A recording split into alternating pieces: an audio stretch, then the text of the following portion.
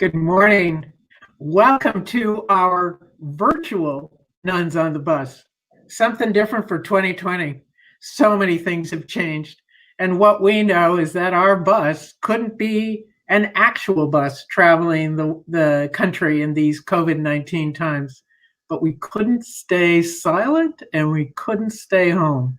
So we're on the virtual highway, and we are so glad that you're joining us this morning for our kickoff.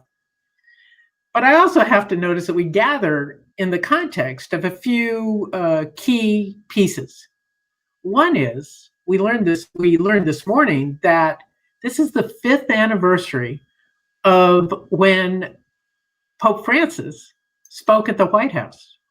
What a great context for that message that he brought of healing and coming together and being one.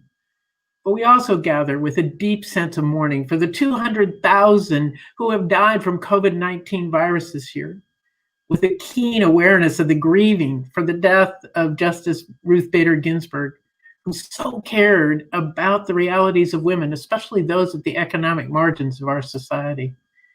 And in the political shadow of the Catholic prayer breakfast this morning, where politicians are once again attempting to wrangle Catholics with the all too flawed, narrow, and politically opportunistic view of our faith.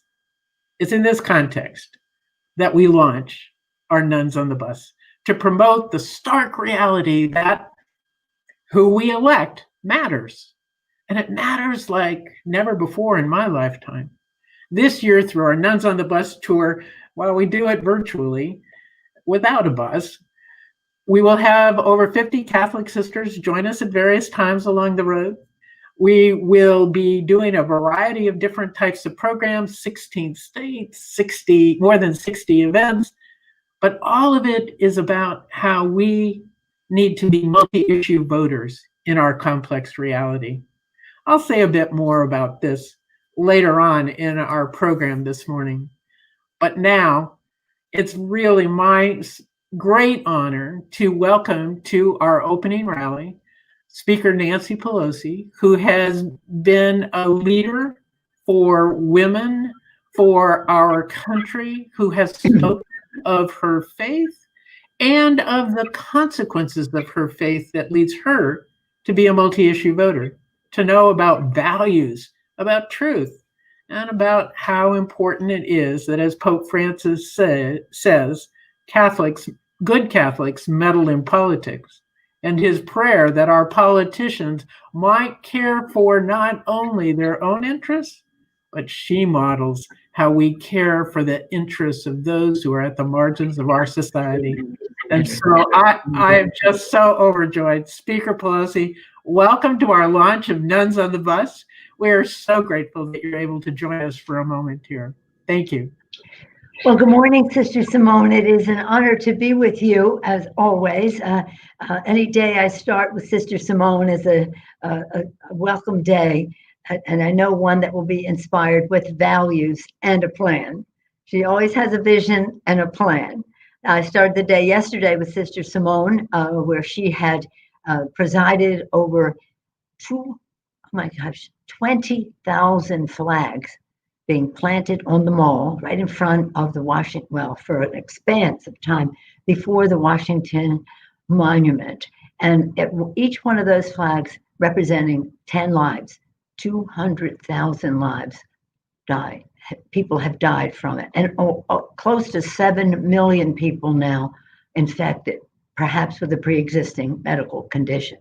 So as always, with an optic that had clarity in a way that broke your heart to see that number of people. Sister Simone, once again, has led us in our grief. And as she said, it comes at a time when we're deeply in mourning for the loss of Justice Ginsburg. Her ceremony has just ended in the Supreme Court. They've taken her out now so that there can be the public display of respect for her. So that's the temporal marker we're at. We're passing the 200,000 mark of those who have died, nearly 7 million infected, mourning the loss. And at a time when we are 42 days, now 41 days away from the election. I want to thank Sister Simone for her leadership and all the nuns. The Nuns on the Bus, now they're going to launch the 7th annual Nuns on the Bus. But Sister Simone and the nuns have been active even before the bus tour.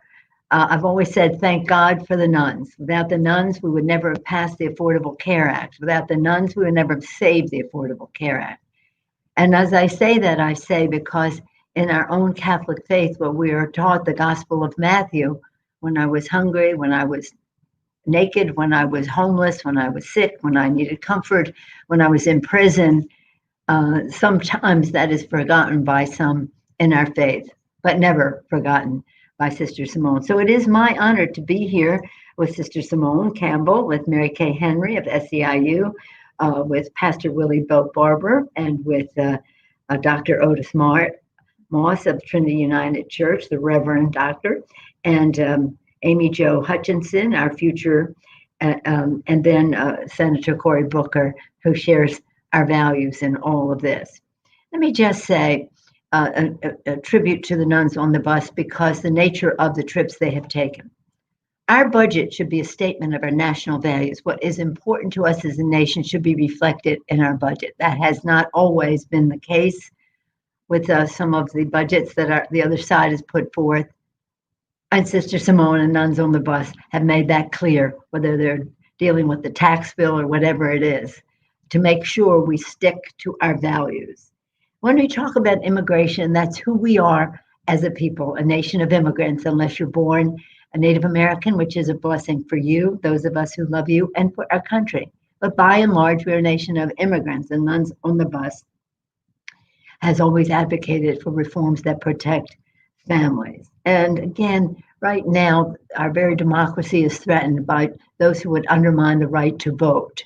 And so the theme of this tour is very important because it addresses the importance of this election. Who we elect matters, beautifully emblazoned on the bus.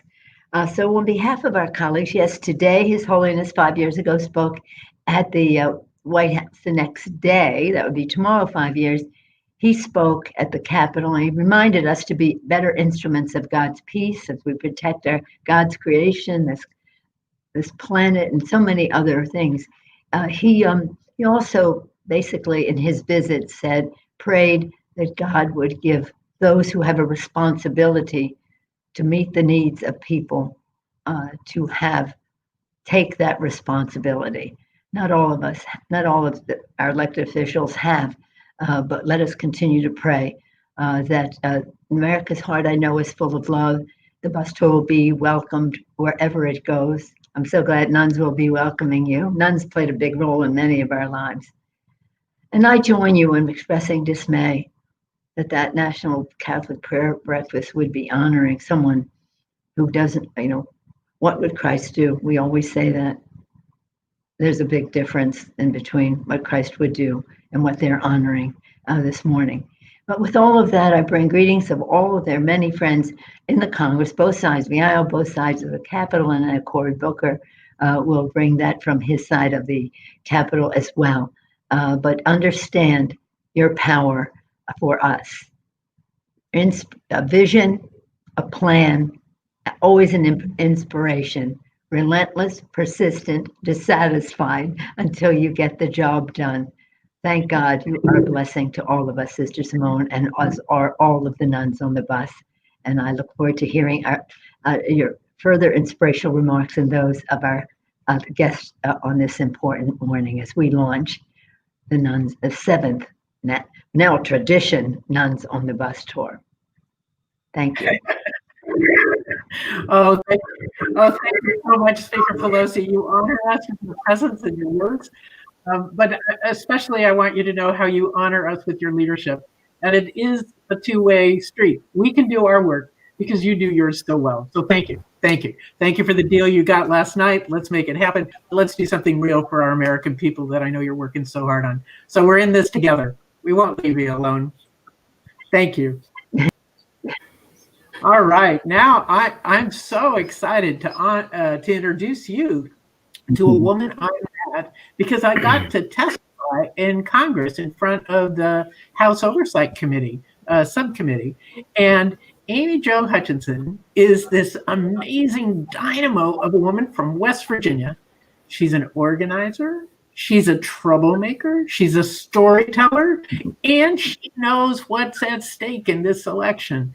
And I'm so glad, but you have to know, she got in her car and drove to a place where she had better Wi-Fi, because Wi-Fi in this nation is not a given. And that's one of the things that we need to fix if we're going to really have a vibrant democracy. But that's a whole nother story. Come to one of our town halls. But Amy Jo, I'm so glad you're here. I'm glad you drove, and I'm glad we've got your video up so that we can see you. Welcome. Please address our audience. Thank you, Sister Simone. I'm so honored to be here this morning. So good morning. I was asked to come here today to share my personal story of poverty and to speak to one or two of the most pressing issues poor people face in America. But the thing is, when you're poor, there really isn't just one or two pressing issues, because your life is kind of like a Jenga game. And if one block moves too quickly or from the wrong place, everything around you comes crumbling down. My story of poverty is lifelong, and I'm so grateful to be able to join you this morning from my home here in West Virginia. You may be a little familiar with us. Maybe you've sung a bar or two of Country Roads, or have heard about Katherine Johnson from Hidden Figures, or Steve Harvey, or Brad Paisley, or Jennifer Garner. But what you may not know about West Virginia is that over 300,000 people who live here are in poverty. It's said that 1 in 3 West Virginia children, that's around 33%, under the age of 5 in West Virginia are poor. So when I was asked to share my story of poverty, my mind goes to the people I've met whose stories are far worse than mine. Sure, I've gone to bed hungry on countless nights because my kids wanted seconds. I've been screamed at by both of my kids that they're tired of being the poor kids. I've been the poor person buying a birthday cake for my kids with SNAP benefits, hiding the cake under my coat in my buggy because I knew what people would say. I've kept my family going during unemployment by cashing in my retirement savings and living off of my tax refund, praying to God every minute of every day that I could just catch a break before everything fell down. But my story of poverty is one of the pretty ones from West Virginia. Poverty is trauma, regardless of who you are or how it came to be. And I feel as if I would be disobedient if I didn't share with you my stories of my West Virginia heroes. My heroes are women like my friend Amber, who is a married mother of 2 boys, her youngest who was autistic, and her oldest who has battled and beaten cancer twice in 6 years, beginning at the age of 5. I told Amber yesterday that I was asked to speak to the plight of the poor, and she said, "The plight of the poor? Well, that's working your butt off at 2 jobs to provide for your family and still having to choose between bologna sandwiches and cereal for dinner for a week because it's Tuesday and payday is Friday." I'm speaking to you today because I want you to hear about my friend Courtney. Courtney is a divorced mother of 3. The oldest, her son, just started 1st grade, and she has twin girls who are just entering pre-K. Courtney's son is a hemophiliac. Courtney can't work a full-time job because she needs to keep her assistance in order to keep her son alive. The gap with typical insurance makes his meds impossible to afford, so she works part-time, receives a disability check, food stamps, and controlled rent, knowing that she will never be able to get ahead. Her son's meds with no bleeds or medical emergencies cost $60,000 a month. $60,000 a month. And she has no other choice but to live in poverty to keep him alive. I'm speaking to you today because I want you to know my friend Jennifer, my friend Michelle. They both have their own personal experiences of living in poverty, but they're Black women.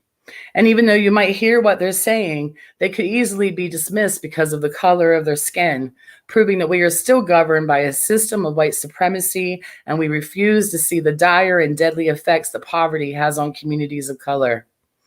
So you see, there aren't 1 or 2 pressing issues to poor folks.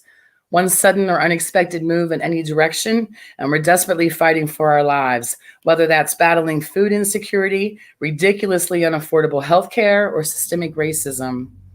Poverty is man-made. Poverty does not come from God.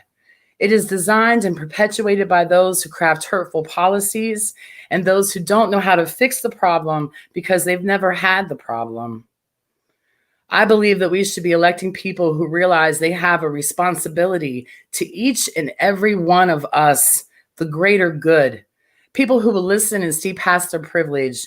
They should want to immerse themselves in our communities and work with us because we, the people experiencing poverty, are the experts. We want to help come up with a solution that helps turn our pain into power. And the people we elect, their risk should match the ones of my friends and I have just taken today to share our stories. Thank you. Amy Jo, I knew you were the right person to tell the stories. Thank you so much for representing West Virginia and speaking from the heart of who your community is. We hear you. Who we elect matters, and you've helped stir up our commitment to that. Thank you so much. I deeply appreciate it. Thank you, Sister Simone. You're and now welcome. I would like to introduce Pastor Willie J. Barber. Actually, you know what? We're going to make a change because we got Senator Cory Booker here early, so we're going to grab him while we have him. So let me introduce Senator Cory Booker, who's going to address us next. Thank you so much for joining us on the launch of our Nuns on the Bus. Everybody knows you as a senator from New Jersey. And I think I know you best as a senator of deep value, of faith commitment, and of engagement for your people. So welcome. So glad you're here with us on Nuns on the Bus. Thank you. Sister, I cannot thank you enough. You, more than you know, you and all those involved with Nuns on the Bus have inspired me, sustained me, nurtured me, and really demanded, as we should of each other, that we live up to our values and live up to our faith. It is one of those days where we have to have a greater moral imagination for who we are as a people. And this election is not a referendum on one man in one office. It's a referendum on who we are and who we must be to each other. What is the quality of our mercy? How deep is our love for our neighbor? And truly, what drives us as a society? This is a painful period. I live in an incredible community where we do not mistake wealth with worth. I live in the Central Ward of Newark, New Jersey. My census tract, the median income, according to the last census, was about $14,000 per household. The dignity of my neighbors, who many of them which work longer hours than my parents did, but still at the local grocery store, the local bodega, they have to use food stamps to provide for their families. Many people are facing evictions. Many of our food banks are oversubscribed. There are challenges. We still live in a nation where too many people are fearing for things, and the wealthiest nation in the world should be fears of the past. Fearing about, can I provide for my children? Can I make the next rental payment? Can I afford my life-saving prescription drug? This is about character, not the character of any politician, but the character of the collective, about what are the defining characteristics of our country. Will we be a nation where 1 out of every 5 children are in poverty? Will we be a nation that leads industrial nations in infant mortality and maternal mortality? Will we be a nation where too many people are still declaring bankruptcy because they can't afford their medical expenses? This is a nation that is in a state of moral crisis amidst a pandemic and an economic downturn that only deepens that crisis. But here is the wonder of this moment also, the hope and the possibility. I love James Baldwin's book, The Fire Next Time, writing about another moral time in our country. And at the end of that book, it was a painful book where he unflinchingly told of the realities of his time. He calls upon the reader to rise to the moral moment. He literally says, I know what I am asking you is impossible, but in today's day and age, the impossible is the least we can demand. For one is, after all, emboldened by the spectacle of human history in general and American Negro history in particular, for it is nothing less than a testimony to the perpetual achievement of the impossible. And then he says something beautiful. He speaks of love in those last pages. He says, if we, the truly conscious Blacks and the truly conscious whites, who must, like lovers, come together and create the consciousness of all, we can avoid the nightmare. And then he speaks to the Lord in the Bible. He says, if we fail, then we will make real the Bible prophecy spoken in the Negro spiritual. God gave Noah the rainbow sign, no more water, the fire next time. I read those words again a few nights ago because I think they speak to where we are. Our love for one another. Love is not sentimentality. Love is not artifice. Love is sacrifice. Love is service.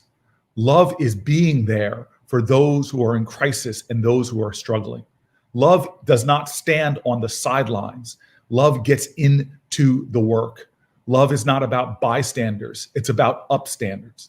This is a moment that calls for a more courageous and a more radical love for our nation. What is patriotism but love of country? And you cannot love your country unless you love your fellow countrymen and women. And so today there is hurt, there is fear. We see now another Supreme Court justice being rushed on the court, just as the Affordable Care Act, a case that the Trump administration's Justice Department is bringing to do what Donald Trump said he wants to do, to end the Affordable Care Act and its protections for people with pre-existing conditions and its protections that were given through the 30 plus states that expanded Medicaid. We know what the agenda of this president is, but the deeper question is, what is our driving agenda? And I say now more than ever, our driving agenda must be love. Love that is made manifest in the way that love is in a society. It's made manifest in justice, justice for all. So I want to thank everyone involved in this urgent moral crisis. I want to thank you for not sitting on the sidelines. I want to thank you for standing up and trying to do yet again what we've done throughout our history, is impossible acts of love that lead to a greater justice for all. May God bless you. Thank you. And I see you. I love you. And I am excited about what we can do together. Oh, Senator Booker, you stir my heart. You nourish me on a morning where I was feeling more of that sadness. You stir me up to continue this missionary work of spreading that love. You are so right. If we have an open heart for everyone, we can end this structural racism that's tearing us apart. We can end the hate. We can stop it. But we do need to come together, and love is that secret road. I think since we're doing a virtual bus, I think I'll think of this virtual highway that we're on as that highway of love into people's hearts, welcoming people together. Thank you. Thank you so much for your leadership and for your engagement. That's going. Thank you. Thank you. Bye-bye now. And now I get to welcome Reverend Willie Barber of Prospect AME Church in Fortson, Georgia. Now, Reverend Barber is doing some amazing work down there with his community in very challenging times. And so, Reverend Barber, I'm so glad you're with us to share a bit about your experience, your story, and bring Georgia to the bus. Thank you. Sister Simone, thank you so much for giving us the opportunity to be among so many of my fellow Americans, both in the faith community and in the elected capacity, to be able to speak to the issues of our time.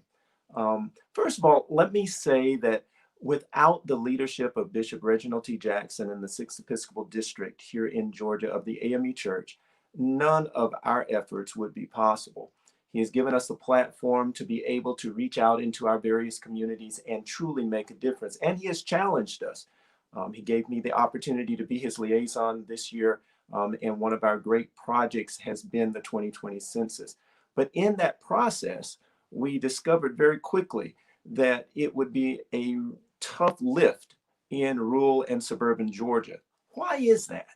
And it's simply because those who control information and the superhighway of information, the internet, would be the ones who ruled the world. We quickly discovered that many of our rural communities did not have access to broadband. Our suburban communities did not even have access to speeds on the internet that would equate to dial up. So that brought us into a place that said, what can we do to affect change? One of the great challenges of faith leaders in the 21st century is to bring meaningful change to our people, not rhetoric, not platitudes, but meaningful change. And empowerment of rural communities through the accessibility of broadband is one of those areas where we really must pay close attention. Infrastructure is important.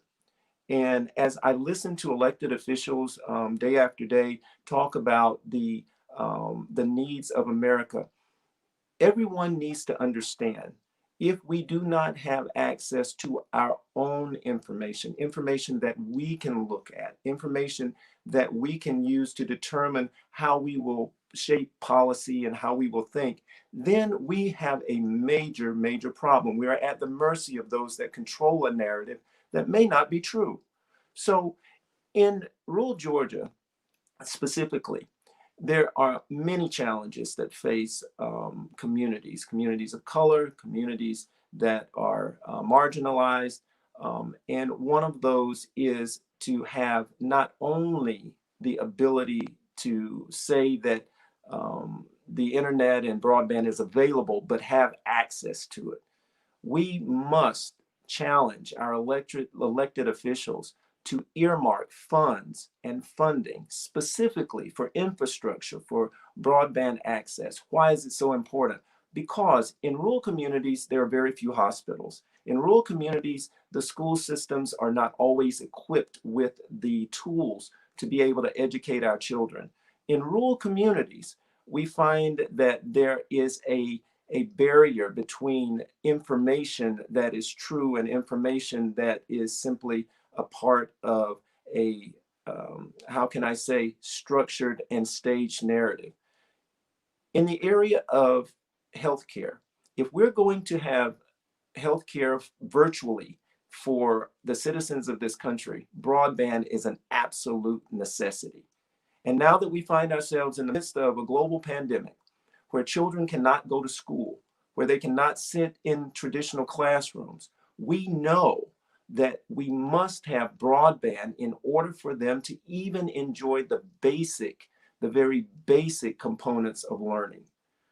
One of the stories that I'd like to tell really quickly is that of our relationship with one of our faith partners, and that is Faircount here in Georgia, under the leadership of Janine Abrams McLean and Stacey Abrams. They made it possible for us to gain access to equipment free of charge to put in over 35 communities of faith. That was including hotspots and the actual devices so that folks can go online where their local libraries have already been closed. Bishop Jackson led the charge and allowed us to put together a strategy that now says that you can go into AME churches and you can access the internet to register for the 2020 census, to ask for the applications or to apply for the applications for absentee ballot and mail-in voting, to check the status of your registration. Broadband is not a luxury. It is a necessity in the 21st century. If we do not pay attention to these underlying issues, if we do not pay attention to the very foundations of empowering our people to think for themselves, to lift themselves out of the situations that bind them, then we are missing the boat. It is no accident that we are finding ourselves in times where we do not have solutions. It is not an accident that we find our journey holding all types of twists and turns. It is not an accident that the faith community is being asked to come and engage with our people. God looks at each and every one of us and gives us a job. I have a phrase that I like to use, that just because we cannot do everything, that does not mean we have an excuse to do nothing. We must all work to tear down the silos within faith communities so that we can serve the people of God And even in the area of broadband, technology is important. God has given us gifts, and we have to learn to use them and use them effectively. I am excited. Why? Because with every challenge comes the ability to make a difference in the lives of people here in America, people all over the world. And once we begin to understand that the rural community is not very different from our urban settings, I'll paraphrase the thought that there's more about us that is alike than is different. And once we understand that it's not a Black problem, it's not a white problem, it's not a rural problem, it's not an urban problem, but access to technology is an American problem. Let us work together as we strive forward in this election year to do good things for God's people.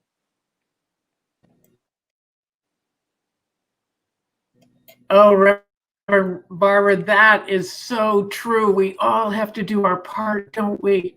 And for me, one of my favorite scriptures is Paul's idea that St. Paul's epistle, where he says that we're all one body, but we all have a different part to play. And for the body to be healthy, like a community to be healthy, we need to do our part. I'm so glad you lifted up the issue of broadband, because it really is a 21st century necessity. Thanks so much for joining us. And we're going to carry your message on the road to make a difference. We'll do our part too. Thank you so much.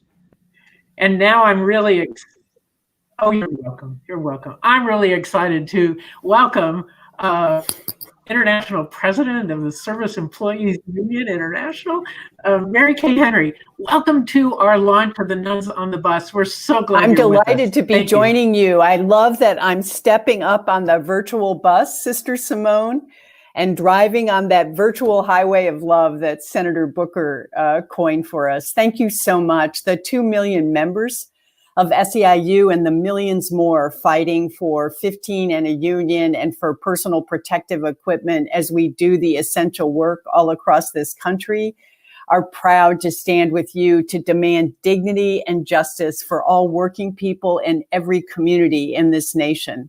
I thought Amy Jo Hutchison did such a beautiful job in making crystal clear that systemic poverty is not the fault of individual people, but it's a system that all of us on this Facebook Live virtual bus are determined to stomp out and eradicate once and for all, and that Nancy Pelosi and Cory Booker and our incredible faith leader, Pastor Willie J. Barber, just named all of the issues that bring us together on our virtual bus.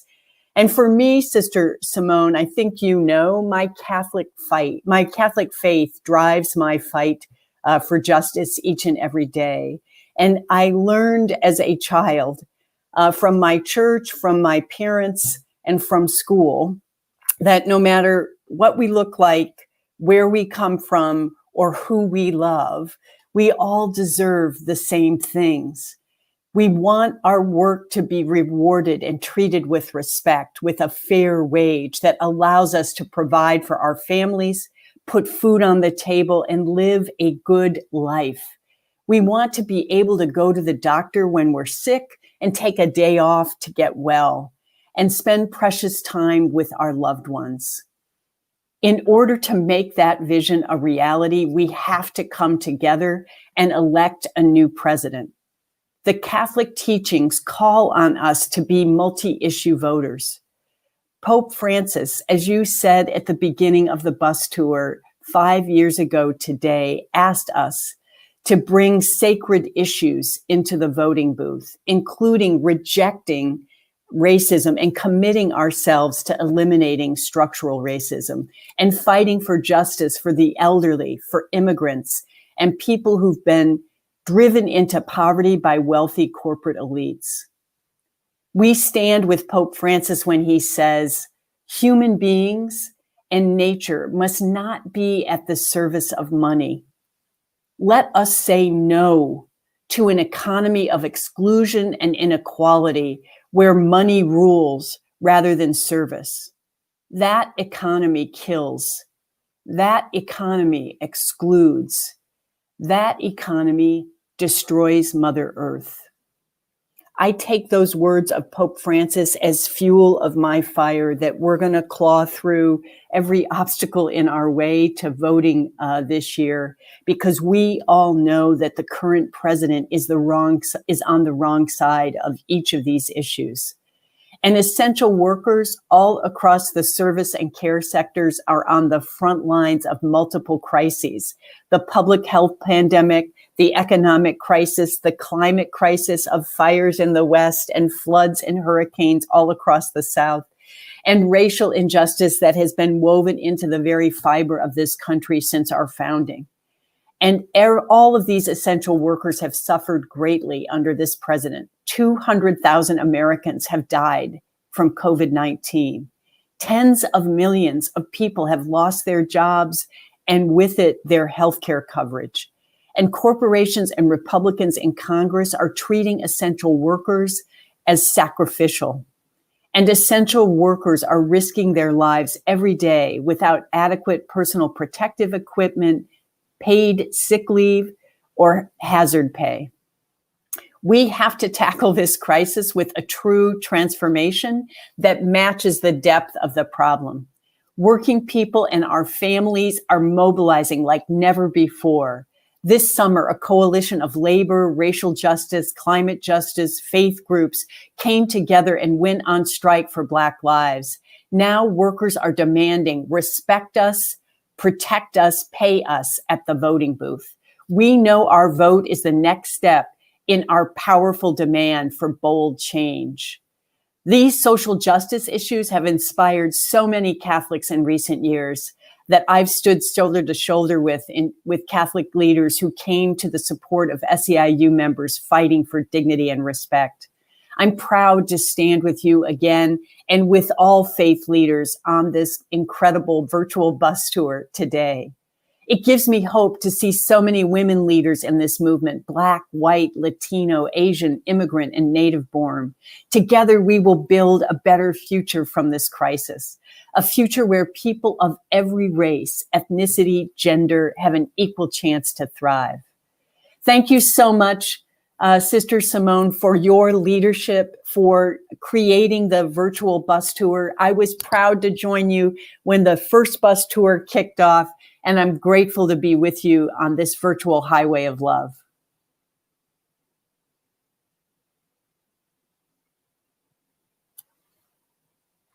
I had to get myself unmuted to say thank you to you. Oh, it's what you say about the importance of this intersection of our earth and the exploitation of our people, that we need to end it, and we can do this together. Yes. That is at the heart of this work, that who we elect matters, and to be a multi-issue voter. You're so right. And we're so honored that we get to stand with you and all of your members in making this difference. We can do this. It's not rocket science. That's right. It's just voting. It gets a little complicated this year, but we can do this. Thank you so much for joining us on our launch of our virtual tour. Proud to be with you. Thank you. Thank you, Mary Kay. Great. Now I'm going to tell you a little bit more about what we're actually doing on our virtual trip. We're going to have over 60 events, live events, but done virtually. And those events are of different kinds. Just the way Senator Booker and Reverend Barber and President Henry were talking about how we need to get mobilized, we need to get engaged. That's exactly what our events are about. We're going to be doing town halls just about every night in different parts of the country as we go to 16 different states. Now, one of the nice things about the bus, doing a virtual bus, is folks from all over the country can join us. So if you're listening from a different place, just go on our website, nunsonthebus2020.org, see our list of events, and sign up to join us. Join a town hall where we practice talking to each other about being a multi-issue voter. We know that because of the conflict in our country, because of the hyper-partisanship, because of the divides that we're experiencing, oh my gosh, we know that that division has caused many of us to go silent. Well, I haven't been totally silent, but I haven't been as verbal as I sometimes could be. So we are promoting that we become missionaries of being a multi-issue voter. And we've created a resource for you that we're going to share at the town halls and just about every other stop. Additionally, in addition to the town halls, we're doing site visits where, just as we got to hear from Amy Jo and from Reverend Barber at this press conference, we're going to go places and hear from ordinary people about their lives and their struggles and what makes a difference. How can we come together? But the new thing that we're doing on this bus trip is that we're doing dialogues across geographic divides.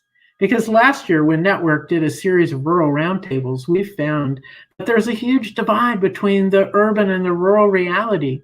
So our bus, in an attempt to create harmony, connection, and capitalize on the fact that we are indeed virtual, we're doing these dialogues across geographical divides.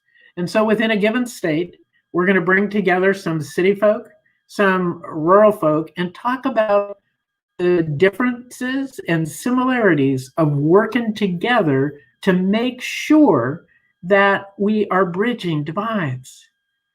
Senator Booker talked about it as being love and engagement. Mary Kay Henry talked about lifting it up as ending the exploitation that's going on. But whatever method that you come at this from, what it is we've got to heal our democracy. We have to become we the people again and end some of this partisan divide. So we're hoping our dialogues across geographic divides might help us move in that direction. And finally, one of the pieces that I'm most excited about is we have a virtual bus or virtual trip that you can do on your own. You can go on our website and register. On the right-hand side, you get to register to do your own tour. And then you get a ticket to ride the bus. You can be a nun on the bus.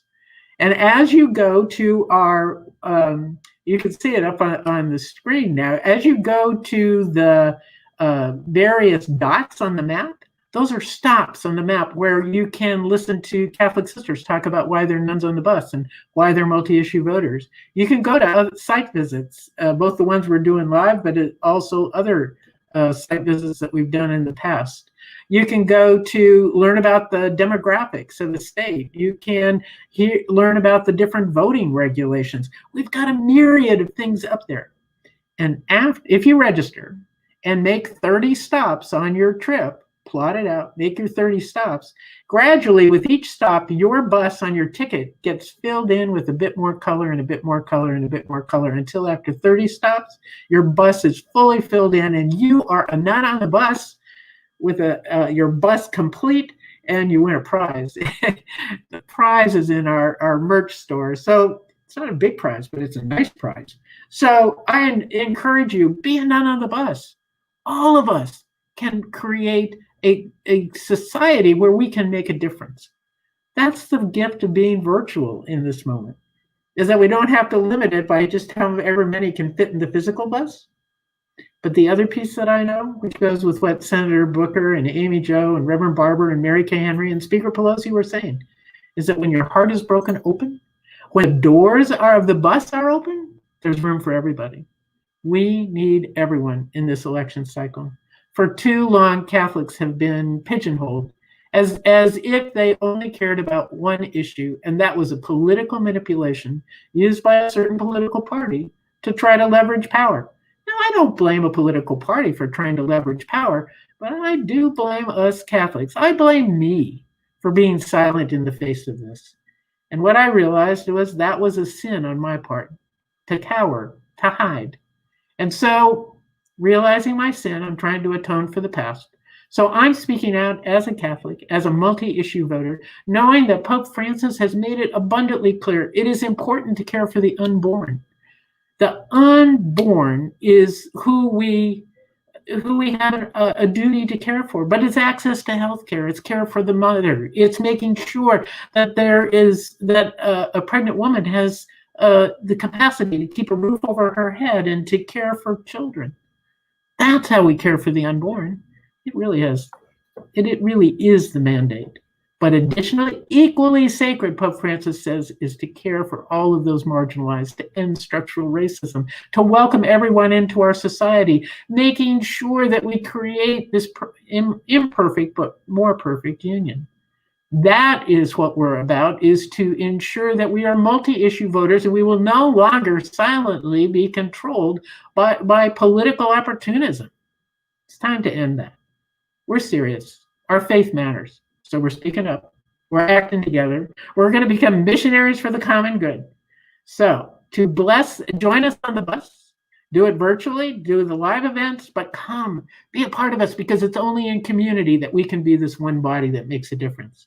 So now, to lead us into the future, I am so excited to invite my friend, Reverend Otis Moss III from Trinity UCC Church on the south side of Chicago.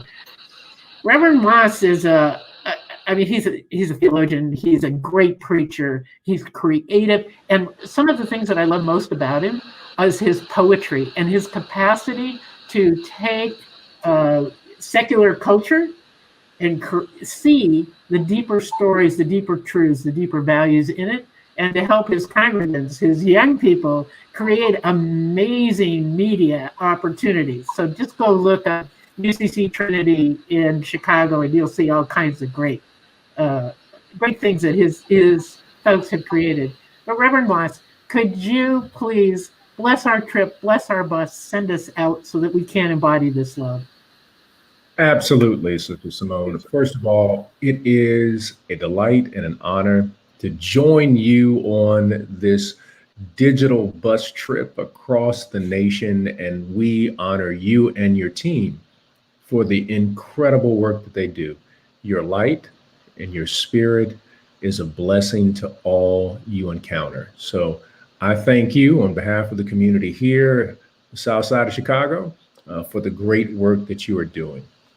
But let us just go to the Lord in prayer at this moment for this digital blessing at this time. Let us pray. May a moral framework possess our spirits, guided by ancestors who were disinherited but not discouraged, to live and work toward a just nation. May we have the courage to flip over tables in the civic temple, where money changers are selling political indulgences to the highest bidder. May we have voices of compassion holding the hand of justice. May we refuse to be silent and complicit, cynical, pessimistic, or lethargic about our future and the urgency of our present. Launch this digital bus tour and allow all who spread the message of love married to justice be stirred up to present good trouble and to get into some holy mischief. May the silent tears of poor children and the invisible pain of forgotten elders be made visible in budgets that become moral documents. May they become visible in stories of truth and not stereotypes harvested from lies. May they be visible in the light of an unfinished democracy and a yet to be United States of America. This is our mandate, to find our moral compass, minister through moral action, and dare to offer this nation moral imagination. This we pray, that the Holy Spirit shall possess your people. We offer this prayer in the name of an undocumented, dark-skinned Palestinian Jew, by the name of Jesus. Amen. Amen. Yes, good trouble and holy mischief. Thank you. We will carry the blessing. And now let us go forth and make mischief. Let us create a more perfect union, and let us know that it is together with the blessing of the divine spirit that we do embody the love, the care, the welcoming, the capacity to do what our nation needs, to make change, to heal, and to ensure that our democracy can continue. Join us on the road. I'll see you at one of our stops. Keep track of us. Thank you for joining. See you soon.